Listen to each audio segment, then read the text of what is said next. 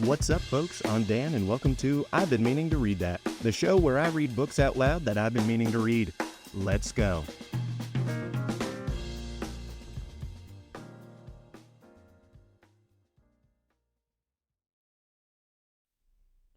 This week, we're reading The Count of Monte Cristo. Chapter 15, number 34, and number 27.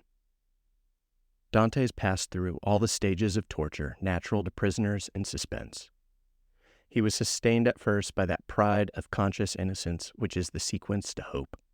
Then he began to doubt his own innocence, which justified in some measure the governor's belief in his mental alienation. And then, relaxing his sentiment of pride, he addressed his supplications not to God, but to man. God is always the last resource. Unfortunates, who ought to begin with God, do not have any hope in him till they have exhausted all other means of deliverance.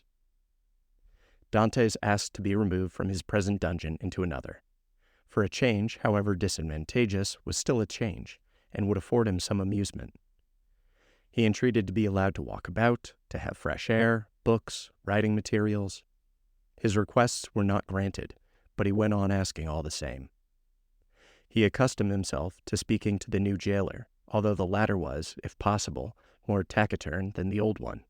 But still, to speak to a man, even though mute, was something. Dante spoke for the sake of hearing his own voice.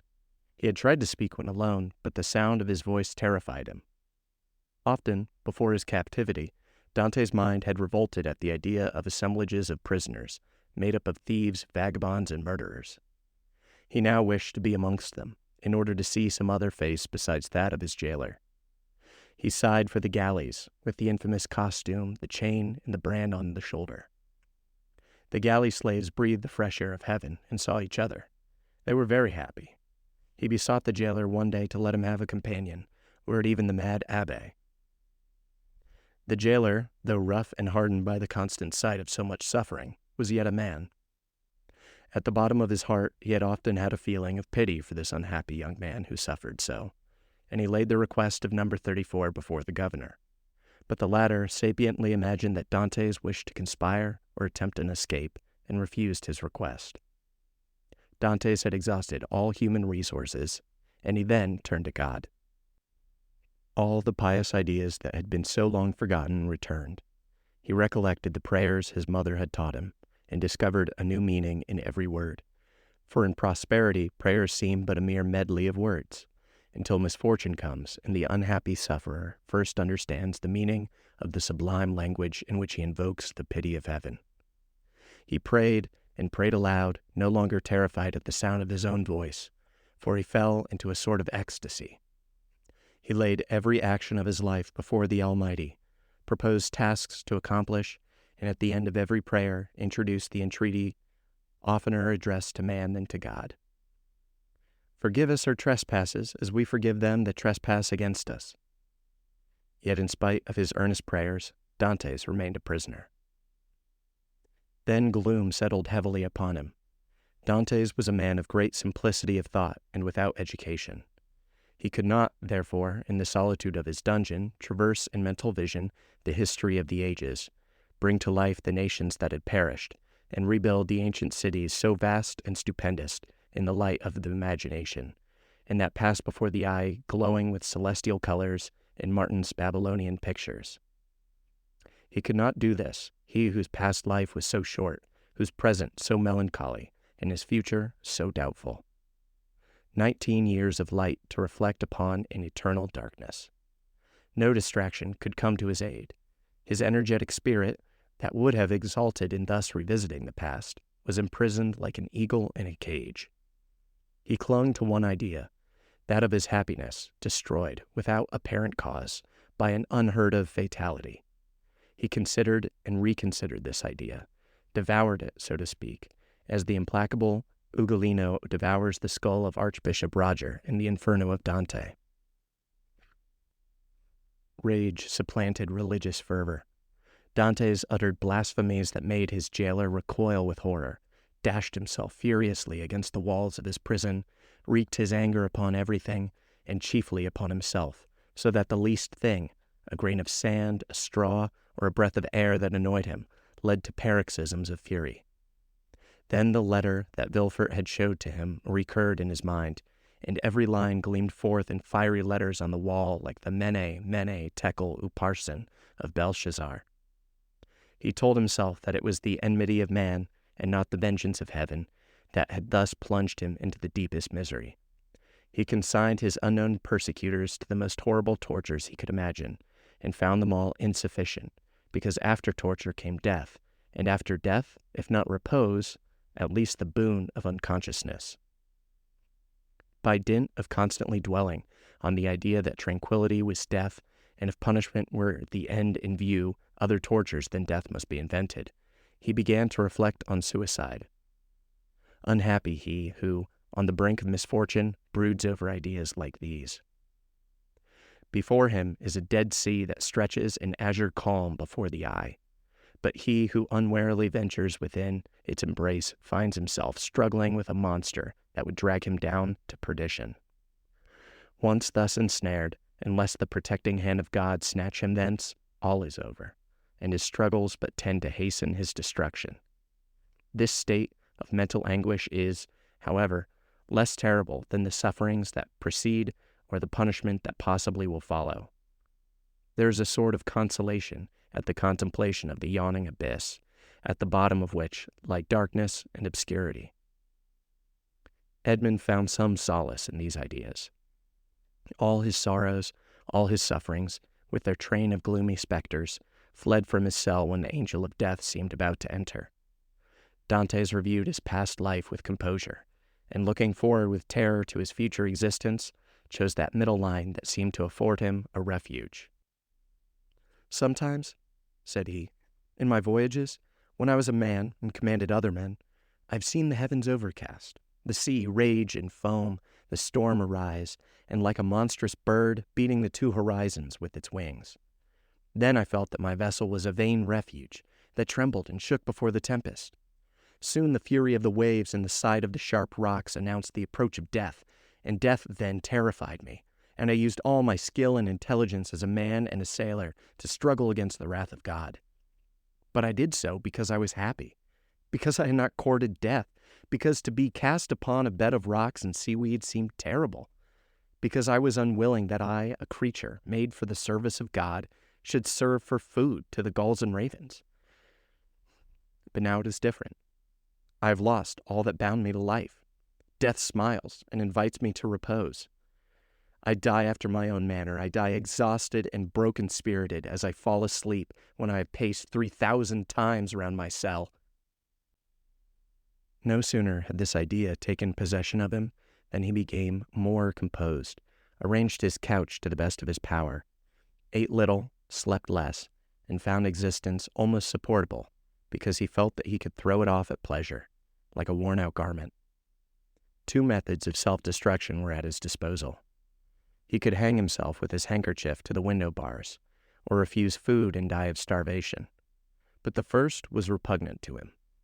Dantes had always entertained the greatest horror of pirates who are hung up to the yardarm. He would not die by what seemed an infamous death. He resolved to adopt the second, and began that day to carry out his resolve. Nearly 4 years had passed away. At the end of the second, he had ceased to mark the lapse of time. "I wish to die," Dante said, and had chosen the manner of his death, and fearful of changing his mind, he had taken an oath to die. "When my morning and evening meals are brought," thought he, "I will cast them out of the window, and they will think that I have eaten them." He kept his word. Twice a day he cast out, through the barred aperture, the provisions his jailer brought him, at first gaily, then with deliberation, and at last with regret. Nothing but the recollection of his oath gave him strength to proceed. Hunger made viands once repugnant, now acceptable. He held the plate in his hand for an hour at a time, and gazed thoughtfully at the morsel of bad meat, of tainted fish, of black and moldy bread. It was the last yearning for life contending with the resolution of despair. Then his dungeon seemed less somber, his prospects less desperate. He was still young. He was only 4 or 5 and 20. He had nearly 50 years to live. What unforeseen events might not open his prison door and restore him to liberty? Then he raised to his lips the repast that, like a voluntary Tantalist, he refused himself, but he thought of his oath, and he would not break it. He persisted until, at last, he had not sufficient strength to rise and cast his supper out the loophole. The next morning he could not see or hear. The jailer feared he was dangerously ill. Edmund hoped that he was dying. Thus the day passed away. Edmund felt a sort of stupor creeping over him, which brought with it a feeling almost of content. The gnawing pain at his stomach had ceased, his thirst had abated. Then he closed his eyes, and he saw myriads of lights dancing before them like the will-o'-the-wisps that play about the marshes. It was the twilight of that mysterious country called death. Suddenly, about 9 o'clock in the evening, Edmund heard a hollow sound in the wall against which he was lying. So many loathsome animals inhabited the prison that their noise did not, in general, awake him. But whether abstinence had quickened his faculties, or whether the noise was really louder than usual, Edmund raised his head and listened. It was a continual scratching, as if made by a huge claw, a powerful tooth, or some iron instrument attacking the stones. Although weakened, the young man's brain instantly responded to the idea that haunts all prisoners: liberty. It seemed to him that heaven had at length taken pity on him, and had sent this noise to warn him on the very brink of the abyss. Perhaps one of those beloved ones he had so often thought of was thinking of him, and striving to diminish the distance that separated them. No, doubtless he was deceived, and it was but one of those dreams that forerun death. Edmund still heard the sound. It lasted nearly 3 hours.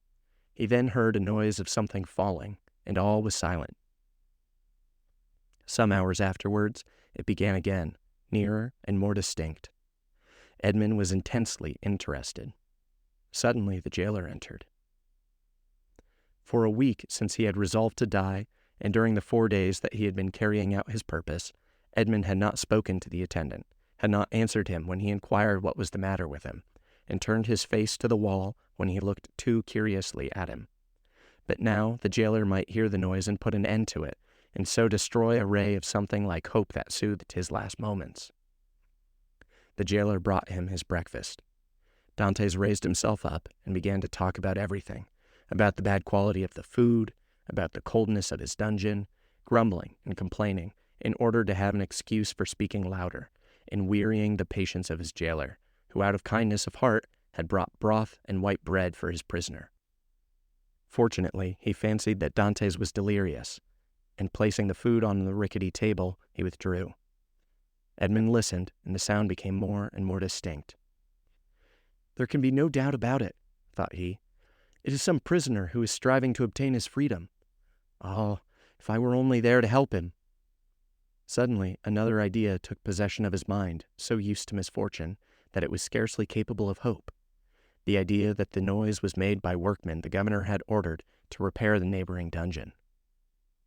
It was easy to ascertain this, but how could he risk the question? It was easy to call his jailer's attention to the noise and watch his countenance as he listened, but might he not by this means destroy hopes far more important than the short-lived satisfaction of his own curiosity? Unfortunately, Edmund's brain was still so feeble that he could not bend his thoughts to anything in particular. He saw but one means of restoring lucidity and clearness to his judgment. He turned his eyes towards the soup which the jailer had brought, rose, staggered towards it, raised the vessel to his lips, and drank off the contents with a feeling of indescribable pleasure. He had often heard that shipwrecked persons had died through having eagerly devoured too much food. Edmund replaced on the table the bread he was about to devour, and returned to his couch. He didn't wish to die. He soon felt that his ideas became again collected. He could think and strengthen his thoughts by reasoning. Then he said to himself, "I must put this to the test, but without compromising anybody. If it is a workman, I need but knock against the wall, and he'll cease to work in order to find out who's knocking and why he does so. But as his occupation is sanctioned by the governor, he will soon resume it. If, on the contrary, he is a prisoner, the noise I make will alarm him. He will cease and not begin until he thinks everyone is asleep." Edmund rose again, but this time his legs did not tremble, and his sight was clear. He went to a corner of his dungeon, detached a stone, and with it knocked against the wall where the sound came. He struck thrice. At the first blow the sound ceased as if by magic. Edmund listened intently. An hour passed. 2 hours passed, and no sound was heard from the wall. All was silent there. Full of hope, Edmund swallowed a few mouthfuls of bread and water, and thanks to the vigor of his constitution, found himself well nigh recovered. The day passed away in utter silence. Night came without recurrence of the noise. "It is a prisoner," said Edmund joyfully. The night passed in perfect silence. Edmund did not close his eyes. In the morning the jailer brought him fresh provisions. He had already devoured those of the previous day. He ate these listening anxiously for the sound, walking round and round his cell, shaking the iron bars of the loophole, restoring vigor and agility to his limbs by exercise, and so preparing himself for his future destiny. At intervals he listened to learn if the noise had not begun again, and grew impatient at the prudence of the prisoner, who did not guess he had been disturbed by a captive as anxious for liberty as himself. 3 days passed, 72 long, tedious hours, which he counted off by minutes. At length, one evening, as the jailer was visiting him for the last time that night, Dantes, with his ear for the 100th time at the wall, fancied he heard an almost imperceptible movement among the stones. He moved away, walked up and down his cell to collect his thoughts, and then went back and listened. The matter was no longer doubtful. Something was at work on the other side of the wall. The prisoner had discovered the danger and had substituted a lever for a chisel. Encouraged by this discovery, Edmund determined to assist the indefatigable laborer. He began by moving his bed and looking round for anything with which he could pierce the wall, penetrate the moist cement, and displace a stone. He saw nothing. He had no knife or sharp instrument. The window grating was of iron, but he had too often assured himself of its solidity. All his furniture consisted of a bed, a chair, a table, a pail, and a jug. The bed had iron clamps, but they were screwed to the wood, and it would have required a screwdriver to take them off. The table and chair had nothing. The pail had once possessed a handle, but that had been removed. Dante had but one resource, which was to break the jug, and with one of the sharp fragments attack the wall. He let the jug fall on the floor, and it broke in pieces. Dantes concealed 2 or 3 of the sharpest fragments in his bed, leaving the rest on the floor. The breaking of his jug was too natural an accident to excite suspicion. Edmund had all the night to work in, but in the darkness he could not do much, and he soon felt that he was working against something very hard. He pushed back his bed and waited for day. All night he heard the subterranean workmen, who continued to mine his way. Day came. The jailer entered. Dantes told him that the jug had fallen from his hands while he was drinking, and the jailer went grumblingly to fetch another, without giving himself the trouble to remove the fragments of the broken one. He returned speedily, advised the prisoner to be more careful, and departed. Dantes heard joyfully the key grate in the lock. He listened until the sound of steps died away, and then, hastily displacing his bed, saw by the faint light that penetrated into his cell that he had labored uselessly the previous evening in attacking the stone instead of removing the plaster that surrounded it. The damp had rendered it friable, and Dantes was able to break it off. In small morsels, it's true, but at the end of half an hour he had scraped off a handful. A mathematician might have calculated that in 2 years, supposing that the rock was not encountered, a passage 20 feet long and 2 feet broad might be formed. The prisoner reproached himself with not having thus employed the hours he had passed in vain, with hopes, prayer, and despondency. During the 6 years that he had been imprisoned, what might he not have accomplished? In 3 days he had succeeded, with the utmost precaution, in removing the cement and exposing the stonework. The wall was built of rough stones, among which, to give strength to the structure, blocks of hewn stone were at intervals embedded. It was one of these he had uncovered, and which he must remove from its socket. Dante strove to do this with his nails, but they were too weak. The fragments of the jug broke, and after an hour of useless toil he paused. Was he to be thus stopped at the beginning, and was he to wait inactive until his fellow workman had completed his task? Suddenly, an idea occurred to him. He smiled, and the perspiration dried on his forehead. The jailer always brought Dante's soup in an iron saucepan. This saucepan contained soup for both prisoners, for Dante had noticed that it was either quite full or half empty, according as the turnkey gave it to him or to his companion first. The handle of this saucepan was of iron. Dante's would have given 10 years of his life in exchange for it. The jailer was accustomed to pour the contents of the saucepan into Dante's plate, and Dante's, after eating his soup with a wooden spoon, washed the plate, which thus served for every day. Now, when evening came, Dante's put his plate on the ground near the door. The jailer, as he entered, stepped on it and broke it. This time he could not blame Dante's. He was wrong to leave it there, but the jailer was wrong not to have looked before him. The jailer, therefore, only grumbled. Then he looked about for something to pour the soup into. Dante's entire dinner service consisted of one plate. There was no alternative. "Leave the saucepan," said Dante's. "You can take it away when you bring me my breakfast." This advice was to the jailer's taste, as it spared him the necessity of making another trip. He left the saucepan. Dante's was beside himself with joy. He rapidly devoured his food, and after waiting an hour, lest the jailer should change his mind and return, he removed his bed, took the handles of the saucepan, inserted the point between the hewn stone and rough stone of the wall, and employed it as a lever. A slight oscillation showed Dante's that all went well. At the end of an hour, the stone was extricated from the wall, leaving a cavity 1.5 feet in diameter. Dante's carefully collected the plaster, carried it into the corner of his cell, and covered it with earth. Then, wishing to make the best use of his time while he had the means of labor, he continued to work without ceasing. At the dawn of day, he replaced the stone, pushed his bed against the wall, and lay down.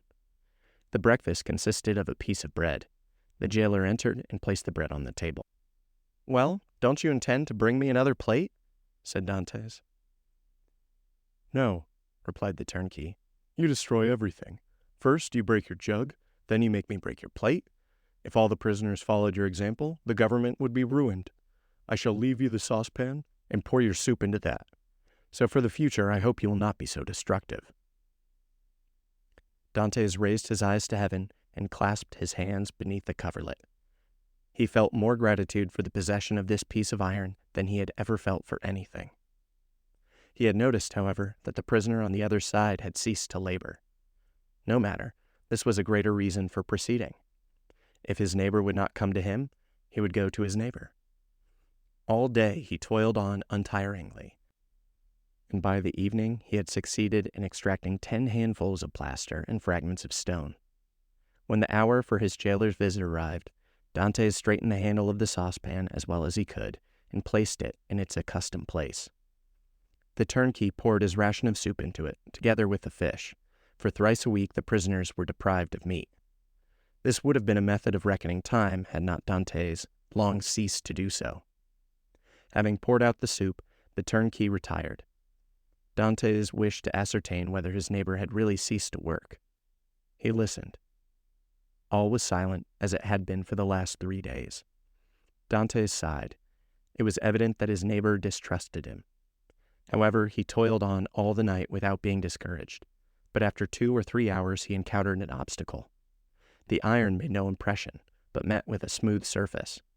Dantes touched it and found that it was a beam.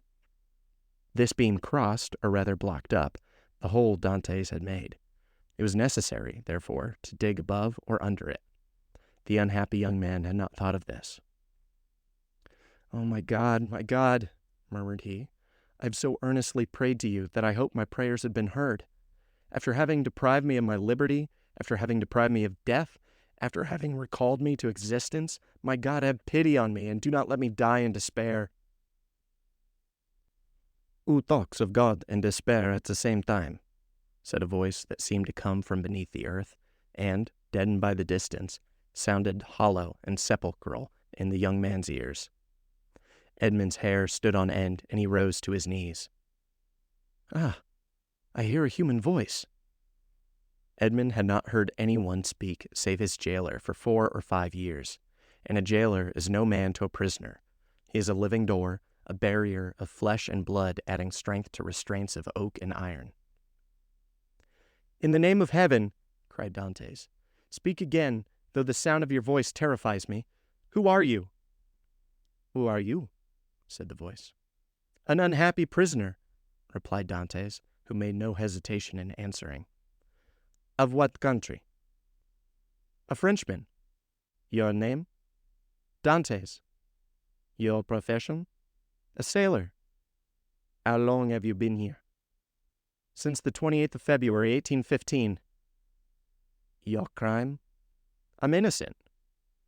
"But what are you accused of?"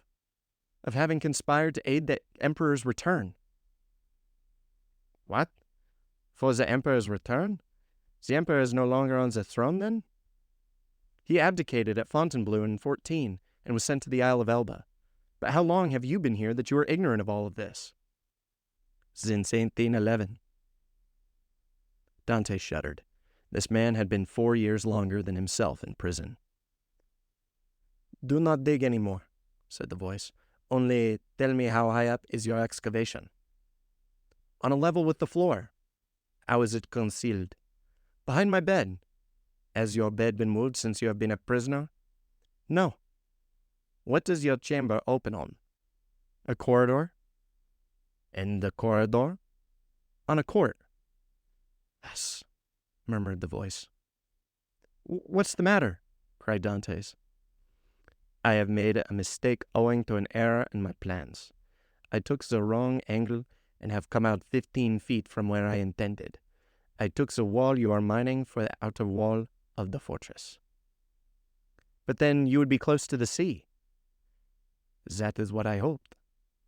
"And supposing you had succeeded?" "I should have thrown myself into the sea, gained one of the islands near here, the Isle de Daume or the Isle de Tipolen, and then I should have been safe." "Could you have swum so far?" "Heaven would have given me strength, but now all is lost." "All?" "Yes. Stop your excavation carefully. Do not work any more, and wait until you hear from me." "Tell me at least, who are you?" I am number 27. "You mistrust me, then," said Dantes. Edmund fancied he heard a bitter laugh resounding from the depths. "I'm a Christian," cried Dantes, guessing instinctively that this man meant to abandon him. "I swear to you, by him who died for us, that naught shall induce me to breathe one syllable to my jailers. But I conjure you, do not abandon me. If you do, I swear to you, for I have got to the end of my strength, that I will dash my brains out against the wall, and you will have my death to reproach yourself with." "How old are you? Your voice is that of a young man." "I don't know my age, for I have not counted the years I've been here. All I do know is that I was just 19 when I was arrested, the 28th of February, 1815. "Not quite 26, murmured the voice. "At that age he cannot be a traitor." "No, no," cried Dantes. "I swear to you again, rather than betray you, I would allow myself to be hacked to pieces." "You have done well to speak to me and ask for my assistance, for I was about to form another plan and leave you, but your age reassures me. I will not forget you. Wait." "How long?" "I must calculate our chances. I will give you the signal." "But you will not leave me. You will come to me, or you will let me come to you. We will escape, and if we cannot escape, we will talk. You of those whom you love, and I of those whom I love. You must love somebody." "No, I am alone in the world." "Then you will love me. If you are young, I'll be your comrade. If you're old, I'll be your son. I have a father who is 70 if he yet lives. I only love him and a young girl called Mercedes. My father has not yet forgotten me, I'm sure, but God alone knows if she loves me still. I shall love you as I love my father." "It is well," returned the voice. "Tomorrow." These few words were uttered with an accent that left no doubt of his sincerity. Dantes rose, dispersed the fragments with the same precaution as before, and pushed his bed back against the wall. He then gave himself up to his happiness. He would no longer be alone. He was, perhaps, about to regain his liberty. At the worst, he would have a companion, and captivity that is shared is but half captivity. Plaints made in common are almost prayers, and prayers where 2 or 3 are gathered together invoke the mercy of heaven. All day, Dantes walked up and down his cell. He sat down occasionally on his bed, pressing his hand on his heart. At the slightest noise, he bounded towards the door. Once or twice the thought crossed his mind that he might be separated from the unknown, whom he loved already, and then his mind was made up. When the jailer moved his bed and stooped to examine the opening, he would kill him with his water jug. He would be condemned to die, but he was about to die of grief and despair when this miraculous noise recalled him to life. The jailer came in the evening. Dantes was on his bed. It seemed to him that thus he better guarded the unfinished opening. Doubtless there was a strange expression in his eyes, for the jailer said, "Come, are you going mad again?" Dantes didn't answer. He feared that the emotion of his voice would betray him. The jailer went away shaking his head. Night came. Dantes hoped that his neighbor would profit by the silence to address him, but he was mistaken. The next morning, however, just as he removed his bed from the wall, he heard 3 knocks. He threw himself on his knees. "Is it you?" "I'm here." "Is your jailer gone?" "Yes," said Dantes. "He will not return until the evening, so that we have 12 hours before us." "I can work then?" said the voice. "Oh, yes, this instant, I entreat you." In a moment, that part of the floor on which Dantes was resting his 2 hands, as he knelt with his head in the opening, suddenly gave way. He drew back smartly, while a mass of stones and earth disappeared in a hole that opened beneath the aperture he himself had formed. Then, from the bottom of this passage, the depth of which it was impossible to measure, he saw appear, first the head, then the shoulders, and lastly, the body of a man who sprang lightly into his cell. And cut. That's a wrap, folks. Thanks for listening to today's episode of I've Been Meaning to Read That, with me, your host, Dan. If you want to learn more about the show, you can follow us on Instagram at Meaning to Read and TikTok at I've Been Meaning. If you want to support the show to help keep it going, you can find me on Venmo at Dingus Donut, DINGUSDONUT. Supporters get a shout out on the show, and even more important, get to vote on the next book that we read. No matter what, I'll see you for our next episode.